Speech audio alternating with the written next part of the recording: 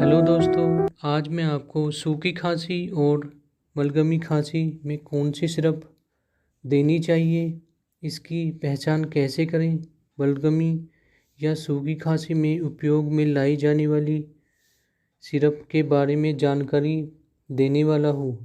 बलगमी खांसी में उपयोग में लाई जाने वाली सिरप है जैसे बेनाडिल कफ सिरप, ब्रोजीडेक्स सिरप, एस्थालीन ए सिरप, एस्ताकार्ड एलएस सिरप आदि सिरप हैं जो बलगमी या फेफड़ों संबंधी सभी दिक्कतों में दी जाती है। इसका प्राइस लगभग 80 से 100 रुपये के करीब में होता है। ये सब सिरप आपको डॉक्टर की सलाह से लेनी चाहिए।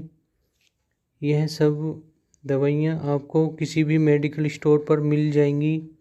सूखी खांसी होने पर आप कौन सी सिरप लेंगे? सूखी खांसी होने पर आपको कुछ सिरप हैं जिनकी मैं जानकारी देता हूँ, जैसे एम्ब्रोलाइट डीएक्स, एस्थाकार्ड डीएक्स, एस्कोरिल डी या चेरिकोप आदि। इन सब सिरप के लास्ट में डी लगा होने का मतलब ड्राई कफ अथवा सूखी खांसी को दर्शाता है और सिरप के नाम के नीचे ड्राई कफ सिरप लिखा होगा।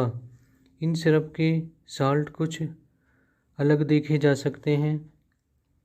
एस्पिक्ट्रम सिरप भी बलगम वाली खांसी में उपयोग में लाई जाती है। इन सब सिरप के कुछ साइड इफ़ेक्ट देखे गए हैं, जैसे सिर दर्द, नींद आना आदि। ये सब अच्छी सिरप हैं। दोस्तों, अब मैं इस वीडियो को यहीं समाप्त करता हूँ।